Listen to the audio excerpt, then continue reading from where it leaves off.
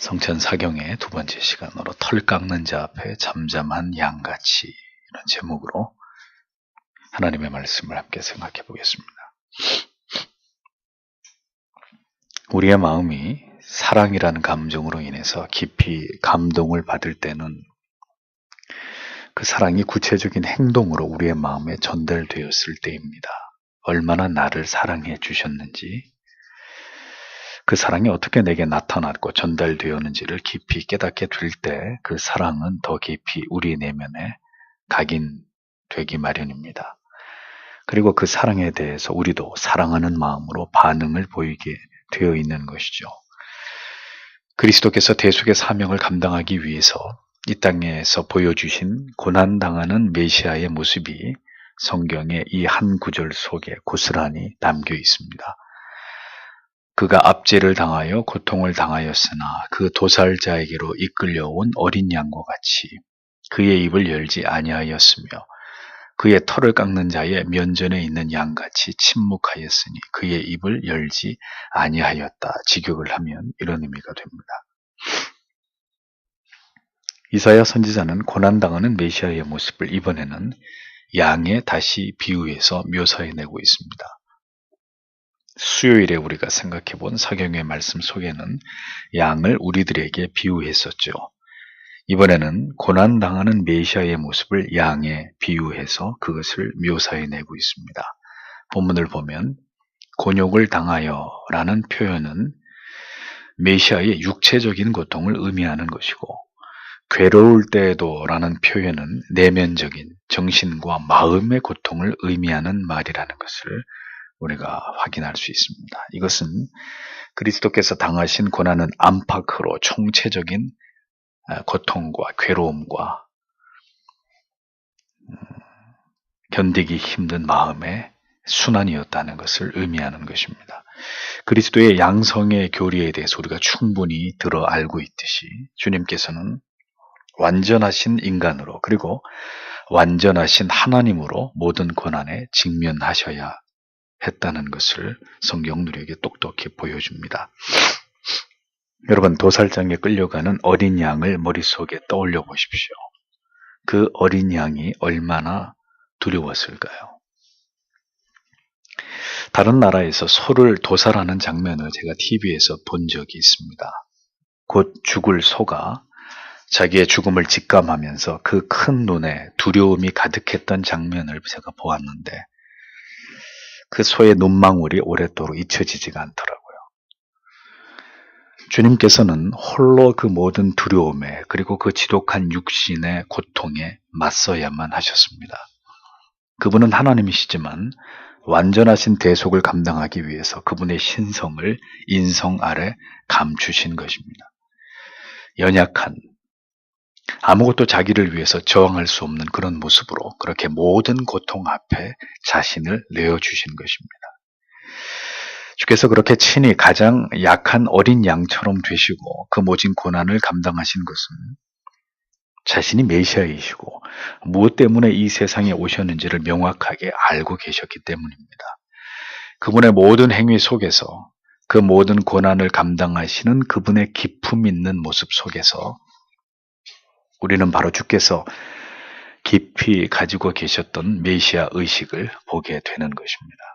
바울은 그 모습을 빌립보서 2장 6절에서 8절에 이렇게 얘기했죠. 그는 근본 하나님의 본체이시나 하나님과 동등됨을 취할 것으로 여기지 아니하시고 오히려 자기를 비워 종의 형체를 가지사 사람들과 같이 되셨고 사람의 모양으로 나타나사 자기를 낮추시고 죽기까지 복종하셨으니 곧 십자가에 죽으심이라 이렇게 묘사했습니다. 고난당하신 주님의 모습 속에서 가장 특징적인 것은 무엇입니까? 그리스도의 침묵입니다. 가야바의 뜰에서 빌라도에게로 그리고 다시 헤롯에게로 또다시 빌라도의 법정으로 그렇게 끌려다니시면서 주께서 보여주신 태도는 일관되게 보여주신 그분의 모습은 침묵이었습니다. 단지 몇 마디의 짧은 대답이 전부이셨죠. 이 같은 주님의 태도를 마가복음 14장 60절에서 61절에는 이렇게 기록하고 있습니다. 대제사장이 가운데 일어서서 예수에게 물어 이르되 너는 아무 대답도 없느냐? 이 사람들이 너를 치는 증거가 어떠하냐 하되 잠잠하고 아무 대답도 아니하시거늘 이라고 기록되어 있는 것을 볼 수 있습니다.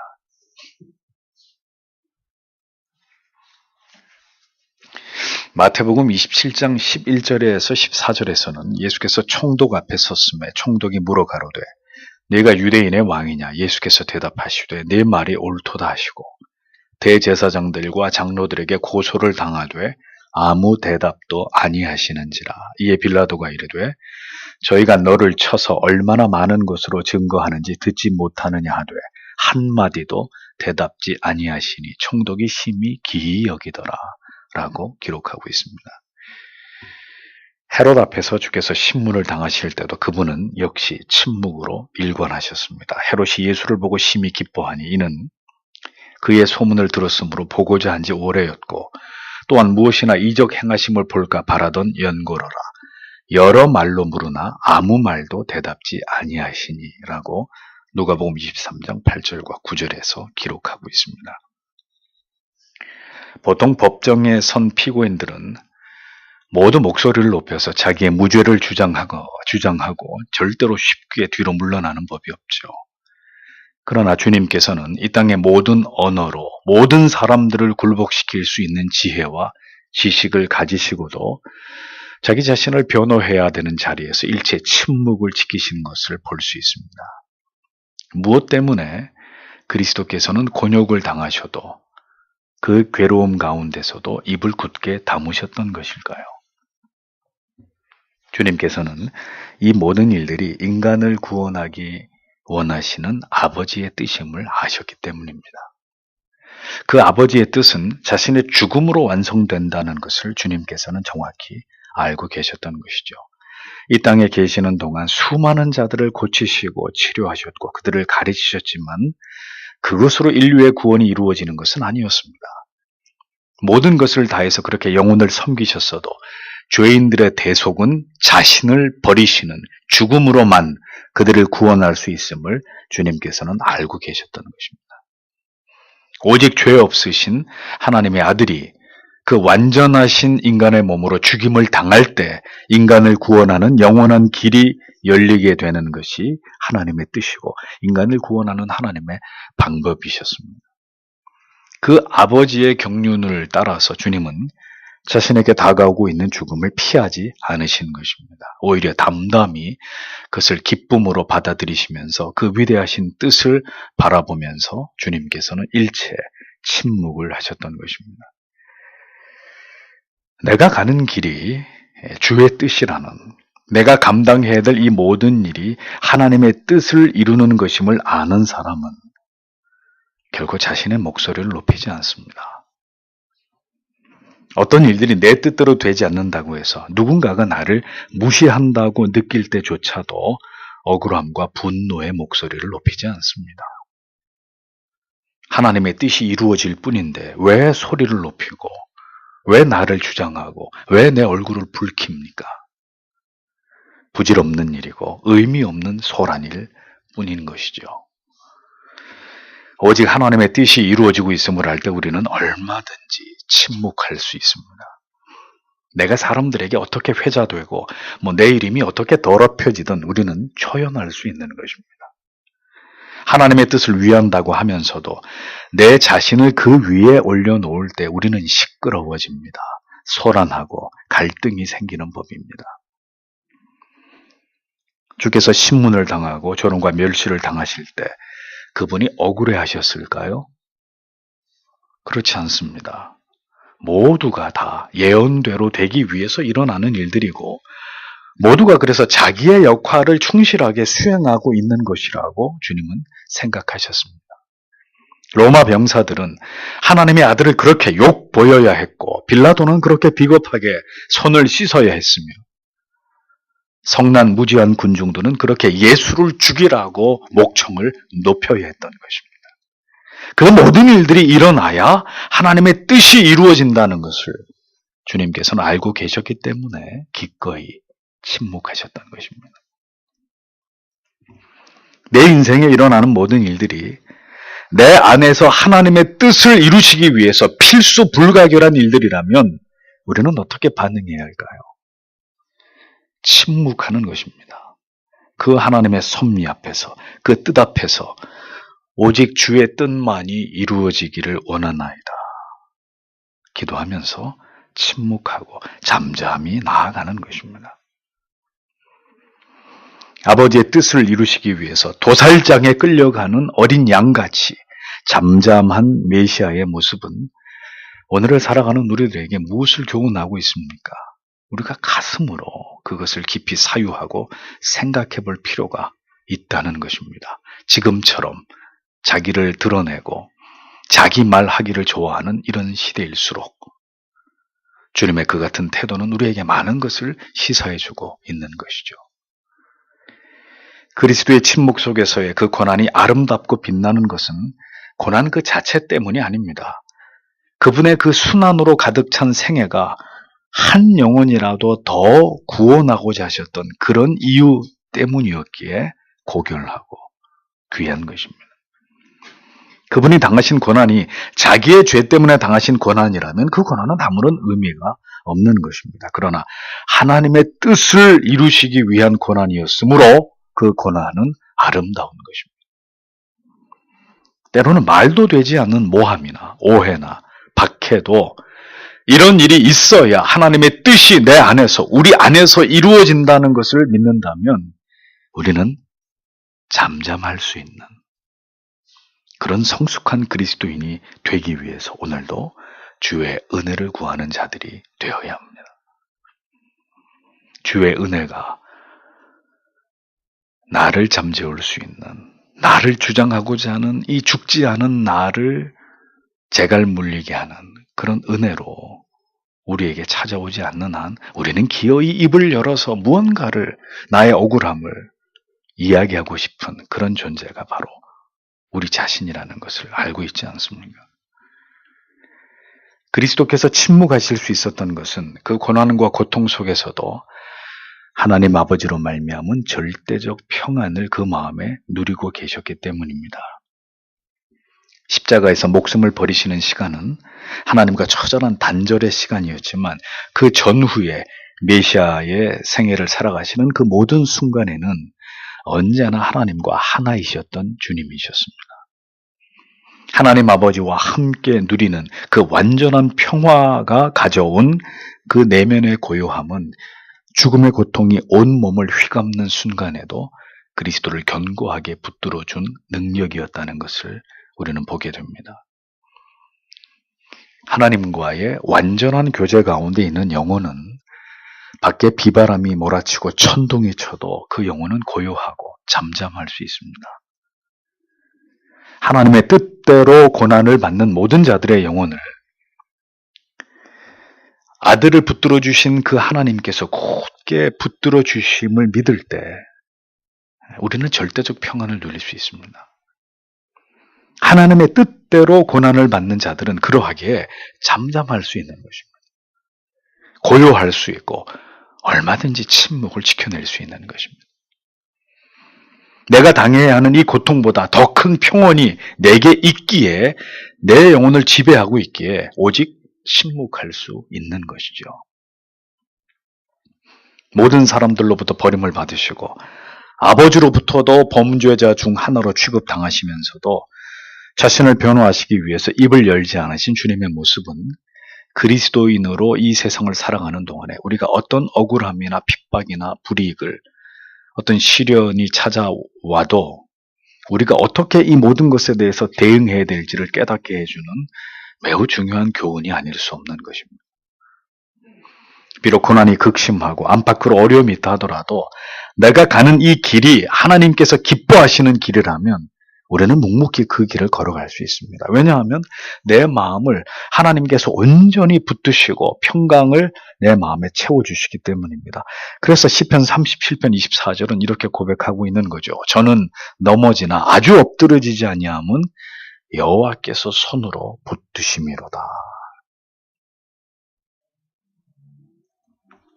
인생에 있어서 언제나 우리의 문제는 고난 그 자체가 아닙니다. 하나님과의 관계입니다. 우리가 하나님과 어떤 관계에 있느냐에 따라서 고난은 우리를 절망과 낙심에 빠뜨리는 무덤이 되기도 하고 우리를 단련해서 정금같이 빛나게 만드는 성화의 도구가 되기도 하는 것입니다. 자신의 내면에 하나님으로 말미암은 완전한 만족과 기쁨이 없는 사람은 어떤 고난이 닥쳤을 때 사람들에게 자기를 변명하고 자기 입장을 알리려고 무수한 말을 떠벌리게 돼 있습니다. 자신이 고난을 당해야 될 만큼 잘못한 것이 없다는 것을 사람들에게 입증받고 싶기 때문입니다. 그러나 자신의 내면에 하나님으로부터 말미암은 절대적 평안, 내가 다 안다. 네가 옳다는 것을 내가 다 안다. 라고 말씀하시는 그 참된 위로를 하나님께로부터 받고 있는 사람은 사람들에게 어떤 동정이나 동의를 받는 것에 연연하지 않습니다. 하나님께서 내가 당하는 모든 고난을 다 인정해 주신다는 것을 알기 때문이죠.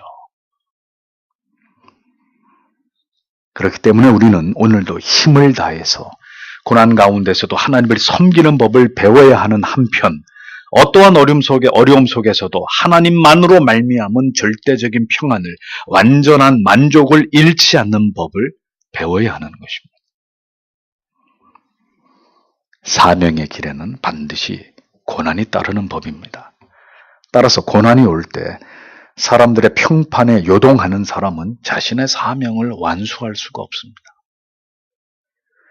고난 속에서도 하나님만을 바라보면서 올곧게 그 길을 가는 사람만이 그 사명을 감당할 수가 있는 것이죠. 그렇게 하기 위해서 오늘도 하나님과 더불어 누리는 영혼의 참된 평화가 없는 사람들은 결코 그 길을 갈 수 없는 것입니다. 사명의 길은 맹목적인 열정만으로 갈 수 있는 길이 아닙니다. 하나님과 함께하는 완전한 기쁨이 없이는 절대로 우리의 의지만으로 갈 수 없는 길입니다. 그러므로 우리가 어떤 일들을 교회 안에서 감당하게 될 때 비로소 내 영혼이 하나님으로 가득한지 아니면 내 자신으로 가득한지를 깨닫게 되는 것입니다. 주의 일을 하고도 남는 것이 상처뿐이라면 그건 내 힘으로 모든 일들을 행했기 때문입니다. 그러나 힘겹도록 열심히 주의 일을 감당하고도 내면에 넘치는 기쁨과 감사가 충만하다면 그것은 그가 하나님께 붙들려서 하나님의 도우심과 은혜로 그 모든 일들을 감당했다는 증거가 되는 것입니다. 하나님께서 나를 옳게 여기신다는 믿음에서 오는 내면의 만족과 감사와 평안이 없다면 외부에서 오는 모든 시련과 고통과 핍박을 이길 힘이 없는 거예요. 고난의 길도 기쁨으로 걸어갈 자원을 어디에서도 얻을 수 없는 것입니다. 그러므로 오늘도 많은 사람들이 주를 섬기고 있다고는 하지만 그리스도를 위하여 고난받는 삶이 별로 없는 것은 그리스도에 대해서 아는 사람도 그리스도와 친밀한 사람도 결코 많지 않기 때문입니다. 하나님을 아는 지식에 풍성했던 사람들은 모두 고난도 많이 받았지만 그들은 결코 그 고난에 개의치 않고 하나님으로부터 말미암은 진정한 자유와 마음의 평안을 맛보던 사람들이었습니다. 그러하게 옥에 갇혔던 바울도 베드로도 그 절대적인 평안 속에서 고요하고 잠잠하면서 담대히 그 옥중에서도 복음을 전하고 하나님을 찬양할 수 있었던 것이죠. 성도의 가장 큰 무기는 임마누엘의 은총입니다. 우리가 어디에 있든 무엇을 하든 하나님께서 우리와 함께 하심을 믿는 그 믿음입니다. 그 절대적인 평안이 모든 시대를 살아낼 수 있는 성도의 제1의 자산입니다. 그 하나님의 함께 하심의 확신이 있기에 하나님을 위해서 살아가는 삶에 수많은 고난과 핍박이 있어도 굴복되지 않는 삶을 성도는 살아가게 되는 것입니다. 오늘날의 우리의 신앙은 너무도 안일합니다. 그리스도의 그 처절한 고난을 통해서 우리가 구원을 받았음에도 우리는 고난 없는 평안한 삶만을 추구합니다. 그러한 삶에서 어떻게 그리스도와 누리는 친밀함을 맛볼 수 있겠습니까? 그가 곤욕을 당하여 괴로울 때에도 그 입을 열지 아니하며 마치 도수장으로 끌려가는 어린 양과 털 깎는 자 앞에 잠잠한 양같이 그 입을 열지 아니하였도다. 그리스도께서 우리의 대속을 위해서 보여주신 그 모습은 오늘도 우리가 그리스도를 쫓아 십자가의 뒤를 따라갈 때 우리에게 고스란히 필요한 태도라는 것을 우리는 절대로 잊지 말아야 하는 것입니다. 오늘의 그리스도인들은 하나님께로부터 오는 완전하고 신령한 만족을 사랑하지도 꿈꾸지도 않습니다. 우리의 마음과 영혼이 그것을 지향하지도 않습니다. 세상에서 비롯된 온통 쾌락적이고 감각적인 것들에 우리는 점점 더 길들여져 가고 있습니다. 우리에게는 하나님보다 더 중요하고 더 사랑하는 것들이 많이 있습니다. 간혹 제가 운전을 하다 보면 아스팔트 바닥에 차에 치여서 처참하게 된 비둘기의 사체를 보게 되는 경우가 있습니다. 왜 하늘을 날아다니는 비둘기들이 차 바퀴에 치여가지고 그렇게 죽는 그런 일들이 왜 일어날까요? 이유는 하나입니다. 차가 오는 줄도 모르고 그 아스팔트 바닥에 연신 부리를 쪼으면서 떨어진 과자 부스러기를 주워 먹느라 정신이 없다가 참변을 당하는 거죠. 세상에 온통 정신을 빼앗기고 살아가는 그리스도인의 최후는 무엇일까요? 메시아로 오셔서 아무것도 없이 살아가신 그리스도의 생애를 보십시오.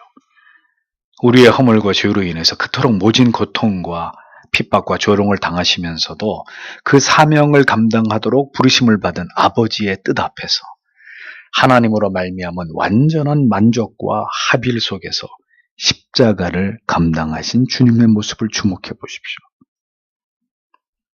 성도의 삶의 능력이 무엇에서 비롯되어야 되는지를 우리는 깊이 생각할 수 있을 것입니다.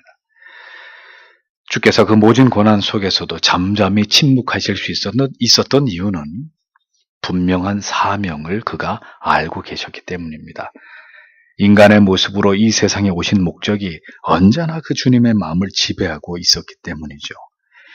요단강에서 세례를 받으시면서 공생애를 시작하시던 주님께서는 자신이 어떻게 주님께 세례를 줄 수 있겠냐고 말하는 세례 요한에게 이렇게 말씀하십니다. 마태복음 3장 15절에 이제 허락하라. 우리가 이와 같이 하여 모든 의를 이루는 것이 합당하니라. 주께서는 하나님께서 이 세상에 자신을 보내신 이유를 명확하게 알고 계셨습니다. 검과 몽치를 들고 예수를 잡으러 왔을 때 검을 빼들고 스승을 지키려고 한 제자들에게 주님이 뭐라고 하십니까? 검을 집에 꽂으라. 지금이라도 12군단이나 더 되는 천사를 보내서 아버지께서 나를 지키시도록 하실 수 있으나 내가 만일 그렇게 하면 이런 일이 있으리라 한 성경이 어떻게 이루어질 수 있겠느냐. 이렇게 주님은 말씀하시죠. 주님께서는 아버지께서 이 세상에 자기에게 영광과 존귀와 권세를 누리게 하시기 위해서 자신을 보내신 것이 아니라는 것을 알고 계셨습니다. 주님의 오심의 목적은 아버지의 뜻을 온전히 이루시기 위함이었습니다. 모든 주의 자신을 낮추심의 목적은 한 가지 때문이었습니다. 그가 고난을 받으시고 그 고난 가운데조차도 시종여일 침묵하신 것은 아버지의 뜻을 이루고자 하심 때문이었습니다. 그 목적을 이루기 위함이었습니다. 십자가를 통해서 마침내 완성되고 이루어질 하나님의 위대하신 뜻을 주님이 바라보고 계셨기 때문입니다. 그러니까 하나님의 뜻을 바라볼 때 자기의 고통이 보이지 않는 거예요. 근데 하나님의 뜻을 바라보지 않고 자기의 뜻을 바라볼 때 하나님의 뜻은 보이지 않고 자기의 고통을 더 주목하게 되는 거죠. 죄인을 구원하고자 하시는 교회 안에서 오늘도 내 가정에서 이 시대 속에서 내가 있는 곳에서 아버지의 뜻이 이루어짐을 견고하게 바라고 소망하는 사람이라야 내가 당하는 고통의 부피를 작게 여기는 것입니다. 그것이 아무렇지 않게 마땅히 내가 지고 가야 될 십자가로 받아들여지는 것입니다. 그 하나님의 뜻이 보이지 않을 때 내 고통이 크게 보이고 내 서운한 마음이 나를 무너뜨리고 내 분노가 나를 힘들게 하는 것입니다.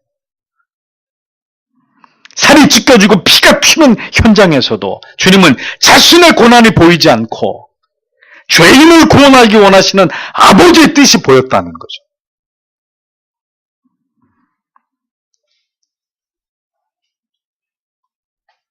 성도가 이 세상을 살아갈 때 받은 고난, 그 자체가 의미 있는 것이 아닙니다.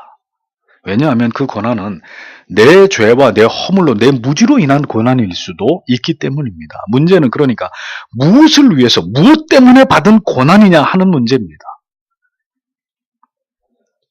하나님의 백성들은 그러므로 자신이 당하는 고난에 초점을 맞추지 말고 그 고난을 통해서 이루어질 하나님의 뜻에 초점을 맞춰야 되는 것입니다. 그렇기 때문에 그렇게 될 때 나의 고통에만 몰입되지 않을 수 있는 거예요. 자기 연민에 빠지지 않을 수 있는 것입니다. 죽을 만큼 힘들어도 하나님의 뜻이 이루어지고 있다는 것을 볼 때 나의 고통은 오히려 감사가 되는 것입니다. 그런데 죽을 만큼 힘들어도 마음이 이토록 공허하고 육신이 지치기만 하는 것은 그 모든 일들이 하나님의 뜻과 목적을 이루는 것이 아니라 말은 그렇게 하는데 정작은 나를 위해서 나의 안위와 나의 행복과 내가 어떻게 사람들에게 인정받는 이런 생각들로 가득 차 있기 때문에 그런 것이죠.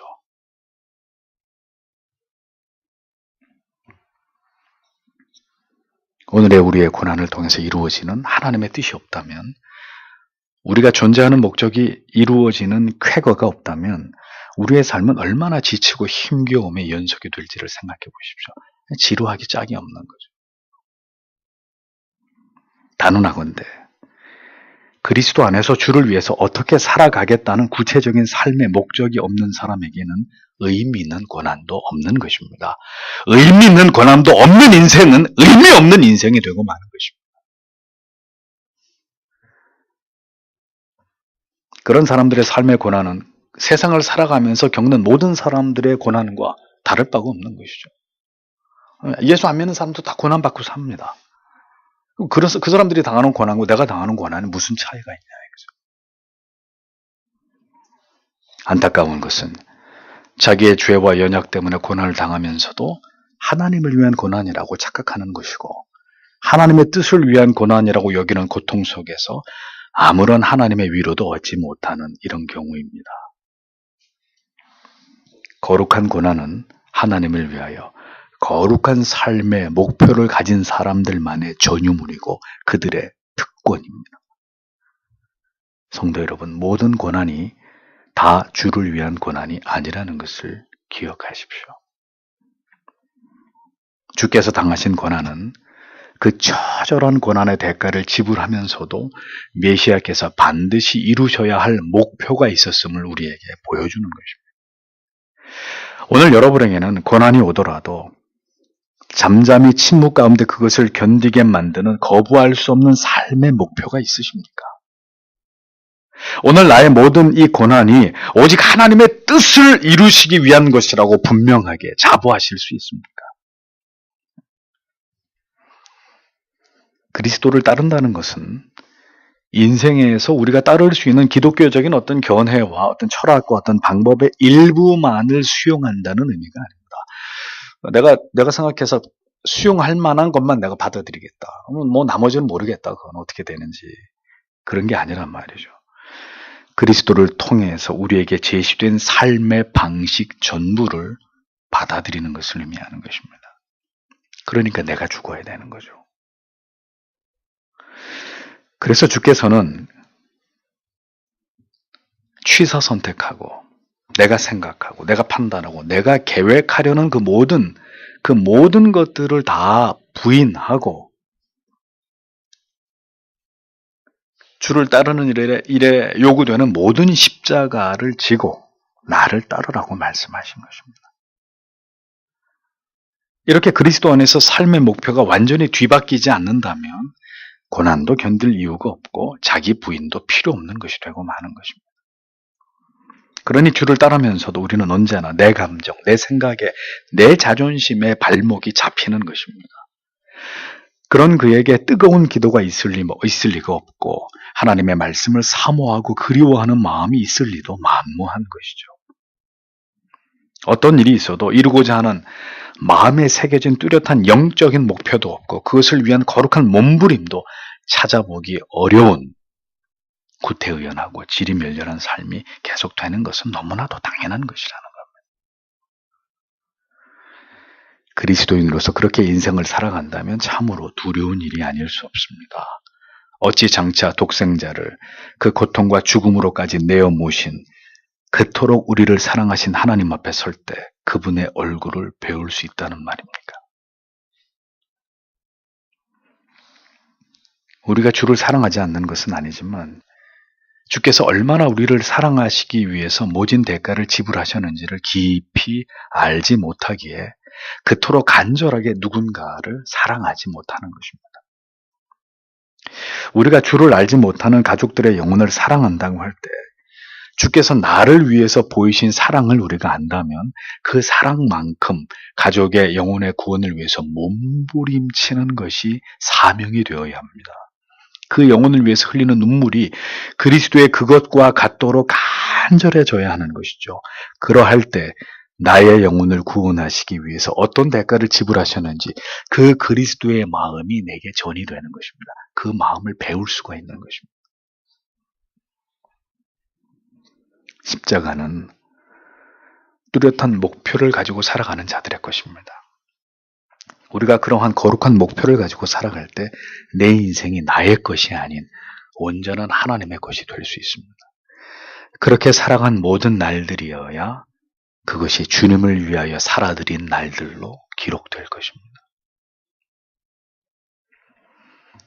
주님께서는 도살장에 끌려가는 어린 양처럼 털 깎는 자 앞에서 잠잠한 양처럼 입을 열지 않으셨습니다. 도살당하는 양이나 털이 깎이는 양을 잘 관찰해 보면 다른 짐승과 달리 전혀 아무런 반항이나 울부짖는 일이 없다는 사실을 발견하게 됩니다. 그게 양의 특징입니다. 돼지는 잡을 때 제가 보니 돼지 멱다는 소리라고 하죠. 온 동네가 떠나갑니다. 근데 양은 그렇지 않습니다. 제가 양을 도살하는 것도 물론 직접 보지는 못했고 그림으로 영상으로 봤지만 털을 깎는 것이나 가만히 있습니다. 그 양이. 그 목이 잘려나가는데도 양이 뭐 반항하거나 들이받거나 양이 울거나 하지 않는다는 거죠. 털을 깎을 때도 마찬가지입니다. 이것은 그리스도의 자발적인 순종의 극치를 보여주는 것이죠. 자신을 이 세상에 보내신 아버지께서 자신을 어디로 끌고 가시는지 다 아시면서도 주님께서는 순순히 그 모든 길을 걸어가셨습니다. 도살장에 끌려가는 어린 양을 다시 생각해 보십시오.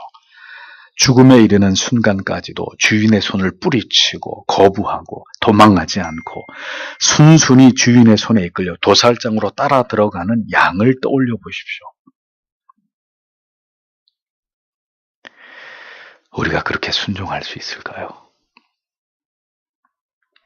미친 듯이 날뛰면서 주인의 손을 뿌리치고 도망가려고 하지 않을까요? 왜 접니까? 왜 나를? 절대로 안 됩니다. 나는 지금 죽을 수 없습니다.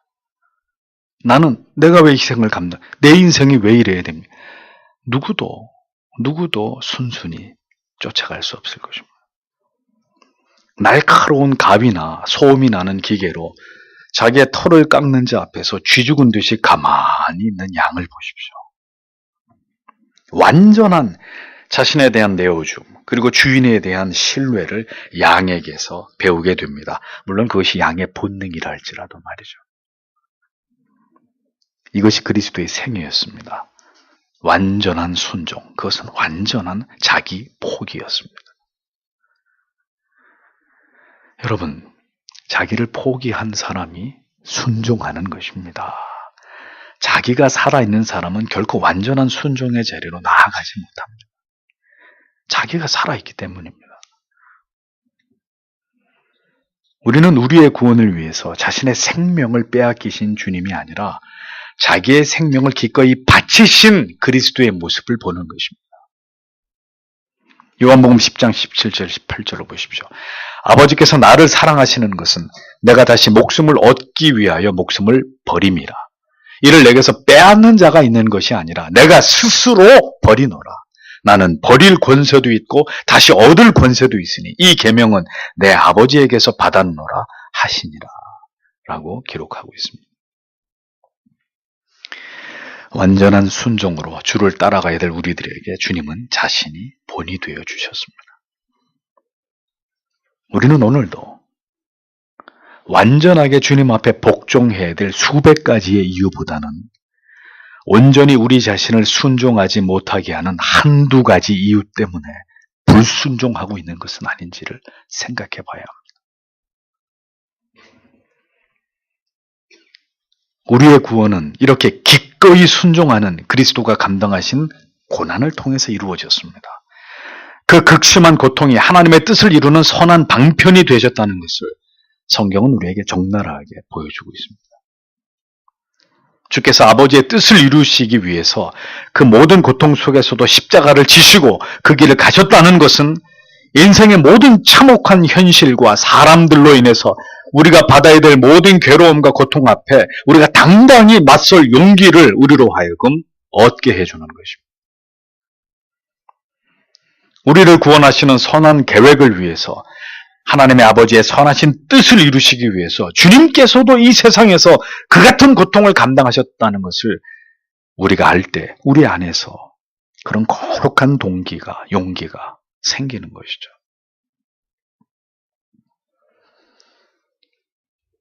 우리의 모든 고난 속에서 하나님의 선하신 계획이 이루어짐을 그러므로 우리는 굳게 이것을 믿어야 합니다. 그것이 인생 속에서 우리가 고난을 당하는 가장 아름다운 이유이기 때문입니다. 순종은 자기 힘으로 되는 것이 아닙니다. 순종은 온전한 의존의 마음에서 비롯되는 것입니다. 하나님께서 그리스도를 통해서 우리를 구원하신 것은 그것이 전적인 하나님의 은혜로 말미암은 것이라는 것을 영원히 잊지 않게 하기 위함이십니다. 죄인인 우리를 구원하신 것도, 구원하신 우리를 오늘도 견인해 가시는 것도, 우리의 구원을 마침내 완성할 그 마지막 날에 이르게 되는 것도 모두가 하나님의 아들로 말미암은 은혜 때문인 것을 알게 하시기 위함입니다. 그러므로 온전히 우리가 사나 죽으나 하나님만을 의지하고 의존하게 하시기 위해서 하나님은 그렇게 하신 것입니다. 그리스도께서 메시아의 그 위대한 사명을 감당하시기 위해서 어떤 모습으로 그 길을 걸어가셨는지 이사야는 우리에게 그것을 매우 구체적인 그림으로 보여주고 있습니다. 한 해를 돌아보십시오. 우리가 살아온 삶의 궤적을 그리스도께서 살아가신 그 삶 위에 포개어 보십시오. 눈물이 흐를 수밖에 없습니다.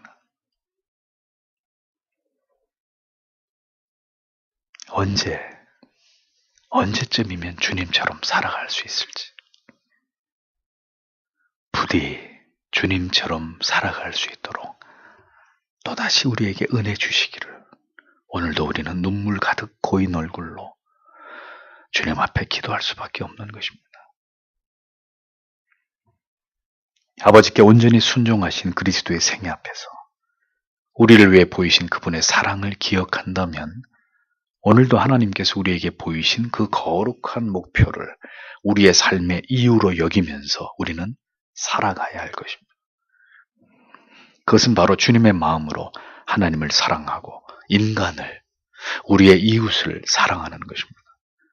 바람처럼 지나가는 시간을 붙들어서 우리의 남은 인생이 부디 그렇게 주를 위한 삶이 되기를, 한 해를 이제 떠나보내고 마지막으로 그리스도의 성찬 앞으로 나아가는 우리의 마음이 이 은혜로, 이 간절한 소망으로 가득 채워져야 될 것입니다.